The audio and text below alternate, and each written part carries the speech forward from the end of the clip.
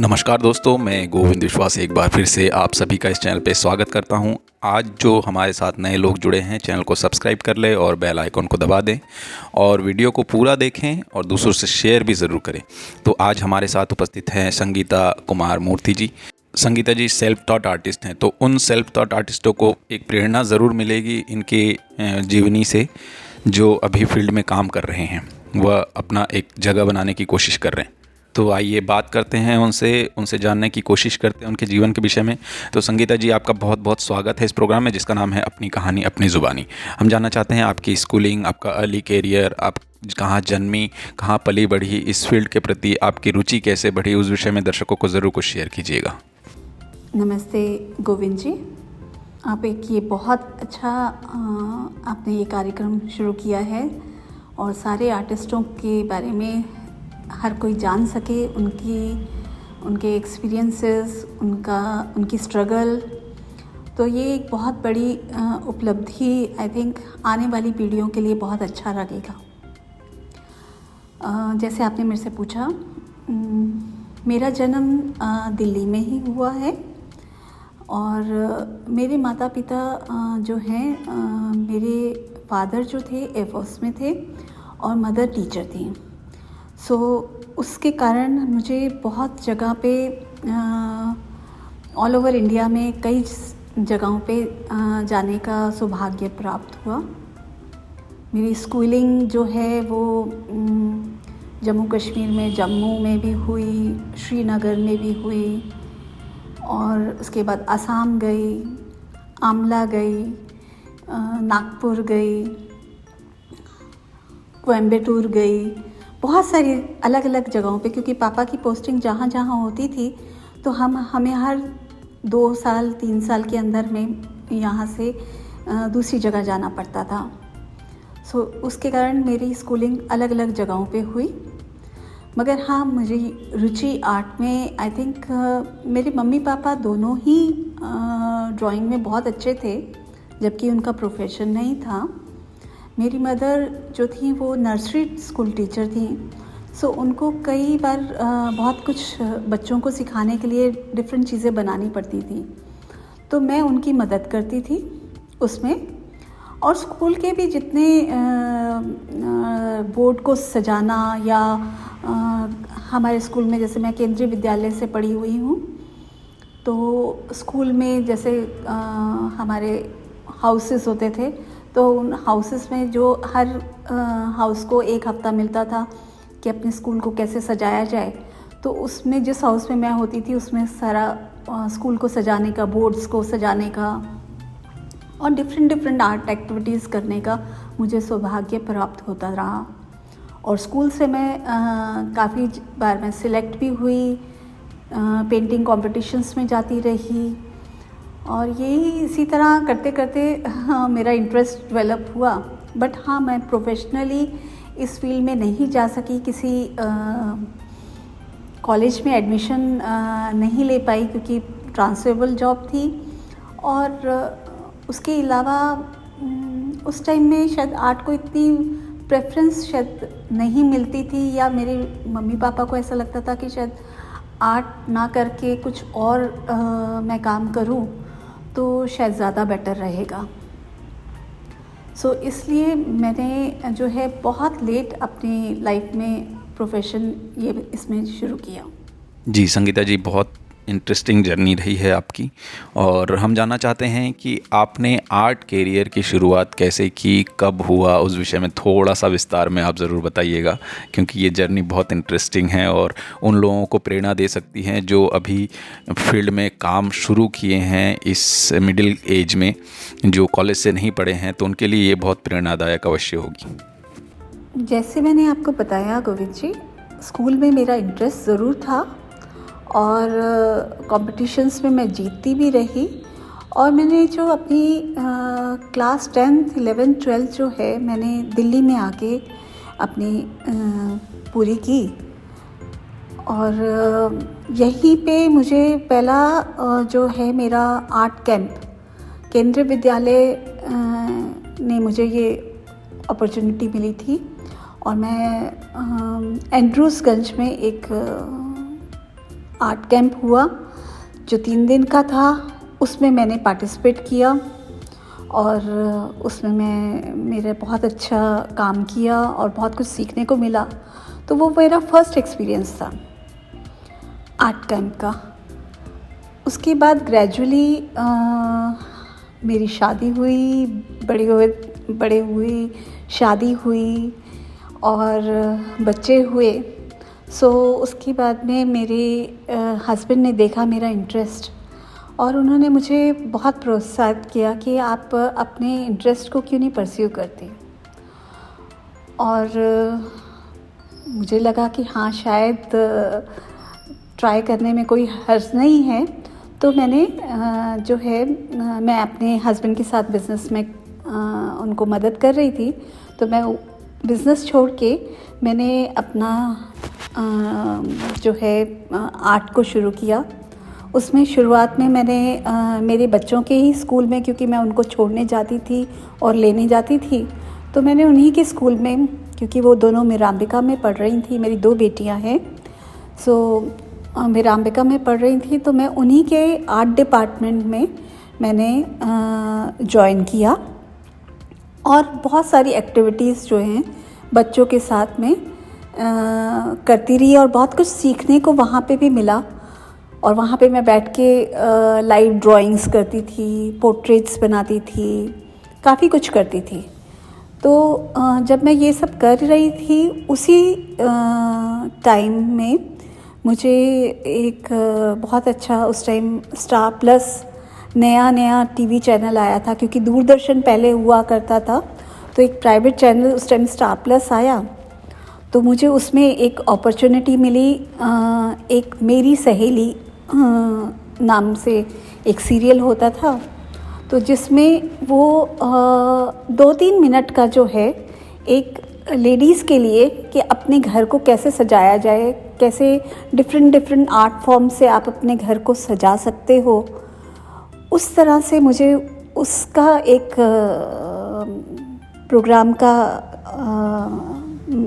Programme में participate करने का मौका मिला। और मैंने डिफरेंट टाइप के आर्ट फॉर्म जो है, तो वो मैंने वहाँ पे बना के, क्योंकि हम पूरा तो दिखा नहीं सकते थे, तो मैं हर चीज़ के अलग अलग, जैसे शुरुआत में कैसा हुआ, फिर थोड़ा सेकंड जो है कितना बन गया तो कैसा लगेगा काम, या उससे आगे जो होगा या कंप्लीट हो जाएगा तो कैसा लगेगा, इस तरह से मैंने थोड़े से एपिसोड्स उनके किए। अभी वो मैंने कर ही रही थी, तो मुझे फिर दूसरा एक और, फिर तब तक दूसरा जी टीवी आ गया, तो मुझे जी टीवी में भी ये मिले अपॉर्चुनिटी। तो उसमें जी वुमेन हुआ करता था, तो मैंने जी वुमेन में जो है ऐसे ही किए। और मैं अराउंड 40 वेराइटीज़ ऑफ आर्ट जो है मैं करती थी, चाहे वो मधुबनी हो, वर्ली आर्ट हो, मार्बल पेंटिंग हो, रिलीफ पेंटिंग हो, मैसूर पेंटिंग हो, तंजौर पेंटिंग हो, जितने भी आर्ट फॉर्म्स हैं हमारे देश में, कोशिश करती थी कि मैं सबको सीख के उनको सिखा सकूं आगे। तो उन सबको मैं डिफरेंट आर्ट फॉर्म्स में मैं उन चीज़ों को बनाती रही। जी संगीता जी, ये सीखने सिखाने की जो एक परंपरा है, उससे हमें बहुत कुछ सीखने को मिलता है। और हम जानना चाहते हैं कि क्या आपने त्रिवेणी संगम जब ज्वाइन किया तो आपको वहाँ से क्या क्या सीखने को मिला और किस तरीके से आपको अपने आप को एक्सप्लोर किया, और उस विषय में भी ज़रूर कुछ शेयर कीजिएगा। गोविंद जी, ये जितने भी मैंने आर्ट फॉर्म्स सीखे, अपने खुद एक्सपेरिमेंट करते करते मैंने खुद सीखा। और आई थिंक वही सारे मिनिएचर आर्ट और बाकी जितने भी आर्ट फॉर्म्स हैं, मैं वो खुद भी सीखती रही और सिखाए। और वही काम जो हैं आप मेरे को लगता है डिफरेंट आर्ट फॉर्म्स का जो एक्सपीरियंस है, वो मुझे अपने आर्ट में, वो मुझे बहुत उसने हेल्प किया कि मेरा अपना काम को डेवलप करने में। और मैंने जब 2003 में मैंने अपना फर्स्ट सोलो शो किया था ललित कला अकेडमी में, तो वहाँ पे मुझे लगा कि नहीं, मेरी क्वालिफ़िकेशन तो नहीं ली, मगर मैं अगर कहीं किसी इंस्टीट्यूट में जाके कुछ सीख सकूं तो थोड़ा सा और अच्छा होगा। तो मैंने त्रिवेणी कला संगम जो है रामेश्वर बरूटा जी के यहाँ पे त्रिवेणी कला संगम में मैंने ज्वाइन किया, एडमिशन लिया और वहाँ पे मैं काम करना शुरू किया अपना। तो उनकी गाइडेंस में मैंने बहुत कुछ सीखा। त्रिवेणी कला संगम में मैं ऑलमोस्ट 9 साल मैंने रही और डिफरेंट काम मैंने किए, जिसमें आर्किटेक्चर वर्क भी थे और मेरी कई सीरीज़ थी निकली उसमें से, और रिदम ऑफ लाइफ निकली, और भी कई तरह के काम मैं वहाँ पे करती रही। आई थिंक जब एक आर्टिस्ट, आई थिंक शुरुआत में तो ये होता है कि हम अपने आप को ही इन्वेंट करने की कोशिश करते हैं कि हम करते रहते हैं। और बहुत लोगों ने मुझे, कई ऐसे मेरे मित्र मिले, बहुत अच्छे मित्र मिले जो मुझे समझाते भी थे, बताते भी थे, और उन्हीं में से कुछ ने मेरे को जैसे सब बताया कि एक अपनी आइडेंटिटी बनाओ। जैसे और जितने बड़े हमारे आर्टिस्ट हैं उनकी एक शैली है, उनका जब आर्ट उनका आप देखने जाओ तो आपको पता चलता है कि ये हुसैन जी का काम है। कहीं पे भी आप देखेंगे तो हुसैन जी का काम आपको पता चल जाएगा, या गुजराल जी का काम है, या मेरे बरूटा सर उनका काम कहीं पे भी देखेंगे तो उनका लगेगा कि हाँ। सो एक अपनी पहचान जो है, अपने काम की पहचान, क्योंकि आपको कोई जाने या ना जाने, आपके काम को कोई देखे और वो पहचान सके, हाँ ये इस आर्टिस्ट का काम है। तो मुझे भी ऐसा लगा कि हाँ मुझे भी ये सब करना चाहिए, अपनी एक आइडेंटिटी बनानी चाहिए। क्योंकि ये चीज़ मेरे हस्बैंड ने भी बोला था कि वो नहीं चाहते थे कि मैं बाकी जगह अपना और बाकी चीज़ों में अपना टाइम वेस्ट करूं, या पार्टीज़ या किटी पार्टीज़ हों, जैसे कई फीमेल लोग करती रहती हैं, या कई और। तो मुझे लगा कि नहीं, मुझे अपनी एक आइडेंटिटी बनानी है। सो मैंने फोकस करना शुरू किया, और जितने भी मैंने आर्ट फॉर्म्स सीखे थे उनका कुछ एक्सपेरिमेंट करते करते मैं खुद भी अपना काम करना शुरू कर दिया था मैंने। और ये काम करते करते ही देखिए मैं अपने आप को भी एक्सप्लोर कर रही थी, और आई थिंक अभी भी मैं अपने आप को अभी भी कहते हैं ना काम कर ही रही हूँ। और रेगुलर काम करने से ही आप अपने आप को रीइन्वेंट करते हैं और अपने काम को और अच्छा बना सकते हैं, और सुंदरता के साथ क्रिएटिवनेस जो है वो कर सकते हैं, आई थिंक। सो मैं उसी कोशिश में लगी हुई हूँ और अभी भी काम कर रही हूँ। बिल्कुल, आपकी जर्नी बहुत ही इंटरेस्टिंग है और काम भी बहुत ही खूबसूरत हैं, क्योंकि एक सेल्फ टॉट होके इस तरह से अपने आप को एक्सप्लोर करना बहुत मुश्किल होता है। वैसे भी बहुत सारे ऐसे लोग हैं जिनकी हॉबी होती है कि वो आर्ट फील्ड में कुछ कर सके, परंतु कुछ वजह से जॉब या दूसरी चीज़ों में बिज़ी रहते हैं। तो वैसे लोगों के लिए मैं एक कोर्स ज़रूर डिज़ाइन करने वाला हूँ। मैंने हालांकि फ्रेंच यूनिवर्सिटी का एक कोर्स डिज़ाइन किया था जिसमें ये सारी चीज़ें थीं, उसको अप्लाई मैं यहाँ ज़रूर करूँगा, वो भी ऑनलाइन चीज़ों के ज़रिए। तो अवश्य हम इसमें कुछ आगे ज़रूर करेंगे।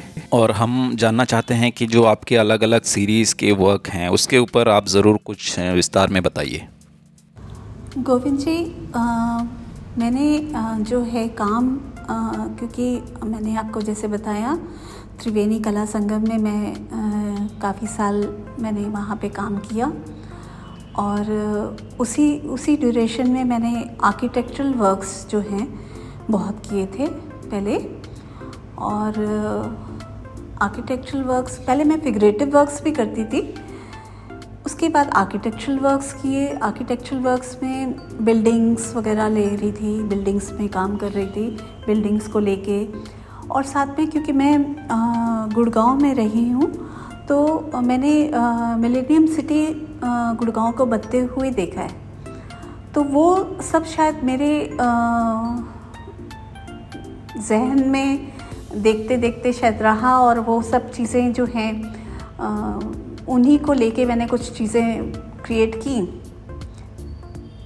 और फिर उसके बाद मेरी बेटियां जो हैं, जैसे मैंने आपको बताया, मेरी बेटियां जो हैं बड़ी हो रही थी, तो वो भरतनाट्यम का नृत्य में जो है सीखने चाहती थी।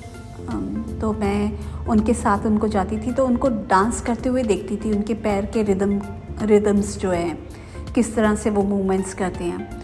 तो मेरी उसके बाद में जो है रिदम ऑफ लाइफ सीरीज़ जो है वो सीरीज़ निकली थी, जिसमें मैंने डिफरेंट पैर के मूवमेंट्स को मैंने दिखाया था। पैर के मूवमेंट्स की ज़िंदगी में जो है आप फेस एक्सप्रेशन से ही नहीं सब कुछ से दिखा सकते, आप अपने दूसरे जेस्चर्स से भी, मुझे लगा कि शायद पैर के मूवमेंट से भी दिखा सकते हैं कि हम खुश हैं, या हम चलना चाह रहे हैं, या उड़ना चाह रहे हैं, या और जितने भी एक्सप्रेशंस हैं। और ज़िंदगी को लिया मैंने कि ज़िंदगी जो है उसमें जो फूल हमारी ज़िंदगी में बहुत सारे बिछे हैं, अगर हम उसको किस तरह से हम अपनी ज़िंदगी को लेते हैं, नाचते हुए, गाते हुए काटते हैं, या आराम से चलते हुए सोच समझ के।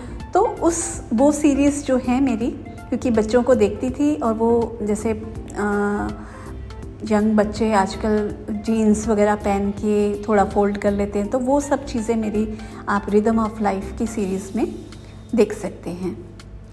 उसके बाद में मुझे बहुत सारी अपॉर्चुनिटीज़ मिली, तो मैंने इंडिया को रिप्रेजेंट करने में साक में गई, श्रीलंका। और कछुए के ऊपर मैं तब थोड़ा इम्प्रेस थी। कछुए पे काम मैंने शुरू किया था तब। और जब मैं श्रीलंका गई तो वहाँ पे मैंने टर्टल्स फार्म्स में गई, और वहाँ पे डिफरेंट टर्टल्स देखे। अलेपिनो टर्टल्स जो सफ़ेद रंग के होते हैं वो देखे, और 1 दिन का बच्चा, 2 दिन के बच्चे, हैंडीकैप्ड टर्टल्स देखे, जो सुनामी में टर्टल्स जो हैं जिनके फिन कट गया है या कुछ और उस तरह के। तो उन सब पे मैंने काफ़ी पिक्चर्स खींची उनकी, और उनको देखा। तो उनसे इंस्पायर होके मैं टर्टल्स पे काम करना मैंने फिर शुरू किया। और लास्ट 12 साल से मैंने टर्टल पे बहुत काम किया, जिसमें मुझे सीनियर फेलोशिप भी मिली। और मैंने इन टर्टल्स को लेके कुछ छोटी फिल्म्स भी बनाई, फिल्म्स के वीडियोस बनाए, और फ़ोटोग्राफी की, टर्टल्स को लेके डिफरेंट काम किए, कंटेम्प्रेरी भी। और टर्टल की जो स्टोरीज़ हैं मैथोलॉजी में हमारे, तो उनको भी लेके मैंने उस पे काम किया कि क्या इम्पोर्टेंस है हमारी मैथोलॉजी की में टर्टल्स की। क्योंकि जब मैं देश विदेश में जा रही थी बाहर, तो मुझे लगा कि अगर हम भी वही काम कर रहे हैं जो बाहर के लोग कर रहे हैं, तो उनमें और हम में क्या फ़र्क है। क्योंकि मैं अपने देश भारत को रिप्रेजेंट कर रही थी, सो हमारे देश की एक झलक मेरे काम में दिखनी चाहिए, मुझे ऐसा फील हुआ। तो मैंने जो है मैथोलॉजी में भी जाके टर्टल्स के ऊपर में काम करना शुरू किया, और डिफरेंट वैराइटीज़ में टर्टल पे मैंने बहुत काम किया, और अभी भी शायद कर रही हूँ, और आई थिंक शायद आगे भी मैं करूँगी। मगर मैं उसके साथ साथ और मैंने ड्राइंग्स बहुत की, और अभी थोड़ा सा काम में थोड़ा चेंज आया है, क्योंकि हम 2 साल ये कोविड के कारण घर में बैठे, तो थोड़ा सा आपका रूटीन चेंज हुआ। आप एक एकांत में बैठे, थोड़ा सोच विचार किया, उन सब चीज़ों को लेके और बहुत सारी चीज़ें थी। तो मैं ड्राइंग में मैंने कैनवस से ज़्यादा ड्राइंग में काम करना शुरू किया और पेपर पे। तो थोड़ा सा काम भी थोड़ा सा चेंज हुआ मेरा, और मैंने पेन वर्क और इंक्स में डिफरेंट इंक्स जो हैं ब्लैक, ब्राउन, ग्रे, इन सब इंक्स में काम करना शुरू किया। तो अभी मैं वही काम कर रही हूँ। पेंटिंग भी कर रही हूँ कैनवस पे भी, और ड्राइंग्स भी कर रही हूँ। जी संगीता जी, जैसे एक कलाकार को होता है कि वो बहुत सारी उपलब्धियां प्राप्त करने के बाद एक स्थान पर पहुंचता है, तो उसका श्रेय आप किसको देती हैं? और दूसरी बात कि आपके काम जैसे ऑक्शन में गए तो उसके पीछे क्या स्टोरी थी, उस विषय में भी ज़रूर कुछ विस्तार में बताइएगा। मैं भगवान को बहुत मानती हूँ, स्पिरिचुअल हूँ थोड़ी सी, और I think by God grace मेरे को लगता है कि मैं लकी रही कि मुझे बहुत अच्छी अच्छी अपॉर्चुनिटीज़ मिली, और मैंने इंटरनेशनली बहुत सारे शोज़ में पार्टिसिपेट किया, इंडिया को रिप्रेजेंट किया जगह जगह, और साथ में मेरे वर्क्स ऑक्शंस में भी गए। अभी तक मैं 6 ऑक्शंस में पार्टिसिपेट कर चुकी हूँ। मेरे वर्क्स जो हैं 6 ऑक्शंस में जा चुके हैं, और जिनमें से 2 ऑक्शंस जो हैं वो क्रिस्टीज़ द्वारा की गई थी। संगीता जी, आप इसी तरह निरंतर प्रगति करते रहें और ऊंचाइयों को छूते रहें, देश का नाम रोशन करते रहें, ये हमारी प्रार्थना है। और हम जानना चाहते हैं कि जैसे आपने भी बहुत सारे कैंप अटेंड किए, तो क्या एक कलाकार के लिए कैंप, वर्कशॉप व एग्जीबिशन कितना इम्पोर्टेंट है, उस विषय में भी ज़रूर दर्शकों को कुछ शेयर कीजिएगा। आपने ये पूछा कि शोज़ और कैंप्स के बारे में, तो मैं यही बताऊं कि ऐसा नहीं है कि आप जो हैं कैंप्स बहुत सारे कर रहे हों तो बहुत अच्छा माना जाता है। कैंप्स करिए, आप में उसमें सीखने को मिलता है, अच्छे कलेक्टर्स के साथ में जुड़ने का मौका मिलता है। मगर सिर्फ आप कैंप्स ही कैंप्स अगर आप करते रहेंगे, ऐसा ज़रूरी नहीं है कि वो बहुत अच्छे कैंप्स हों। तो ये सोचना कि नहीं तो आपके ऊपर आई थिंक ऐसा लगता है कि जैसे कई लोगों के ऊपर कैंप आर्टिस्ट का टैग लग जाता है। सो मैं चुनती हूँ, मैं ये सोच के देखती हूँ कि काम मेरा कहाँ जा रहा है, कौन कौन आर्टिस्ट हैं उसमें, किस तरह के आर्टिस्ट उसमें जा रहे हैं, हमारे को क्या सीखने को मिलेगा, कौन कलेक्शन कर रहा है हमारे काम की। सो थोड़ी बहुत चीज़ें वो सब देख के उसके बाद ही कैंप्स वगैरह में जाया करिए। हर कैंप में जाना ज़रूरी नहीं होता। बिल्कुल, समय के साथ साथ ये चीज़ें हम खुद ही डिसाइड करते हैं कि हमें किस रास्ते पर चलना है, किस रास्ते पर नहीं, क्योंकि आपकी एक स्वयं की एक आइडियोलॉजी भी होती है, एक थॉट भी होता है जिसके साथ आप काम करते हैं। आपके विचार जो सबके सामने होने चाहिए वो बहुत इम्पॉर्टेंट है। ज़रूरी नहीं कि हर कैंप में, हर शो में पार्टिसिपेट हो। आपके इस सब चीज़ों से भी आपके करियर में बहुत फ़र्क पड़ता है, तो इस चीज़ का खास ध्यान रखा जाना चाहिए। उन दर्शक जो सुन रहे हैं और जो अर्ली स्टेज में हैं, कॉलेज से अभी निकले हैं, उनको भी ये बात का ध्यान देना चाहिए। और दूसरा हम जानना चाहते हैं कि जो नए विद्यार्थी हैं, जो नए स्टूडेंट हैं, उनके लिए आपका क्या संदेश है जो उनको जीवन में काम आए? गोविंद जी, मुझे ऑलमोस्ट 25 साल से भी ज़्यादा हो गए हैं आर्ट फील्ड में काम करते हुए, और अभी भी मैं लगातार काम कर रही हूँ। और जितने भी मैं यंगस्टर्स हैं या और जितने भी आर्ट फील्ड में आना चाहते हैं बच्चे या और जो भी इच्छुक हैं, उनके लिए मैं सिर्फ यही कहूँगी कि देखिए, आपको अगर ये सोच के आना है कि हम 3-4 पेंटिंग बना लेंगे और हम बहुत नाम कमा लेंगे या बहुत पैसा बना लेंगे और आर्ट फील्ड में पेंटिंग बेचने से बहुत कुछ हो जाता है, ऐसा नहीं होता। इसके पीछे बहुत मेहनत चाहिए, लगातार काम करना पड़ेगा, आपको बहुत कुछ सीखना पड़ेगा, काम करना पड़ेगा और रेगुलर काम करना पड़ेगा। रेगुलर आप काम नहीं करेंगे तो आपकी आदत थोड़ी छूट जाएगी। और इन सब रेगुलर काम करने के अलावा आपको साथ में एक लक चाहिए, गॉडफादर इस इंडस्ट्री में मुझे नहीं लगता कि ऐसे कोई गॉडफादर होते हैं। आपको अपनी मेहनत से ही, अपने काम के बलबूते पे ही बाहर आना पड़ेगा, सामने दिखाना पड़ेगा अपना काम फील्ड में, तभी आपकी कोई मदद करेगा। और अपनी मदद खुद करनी पड़ेगी।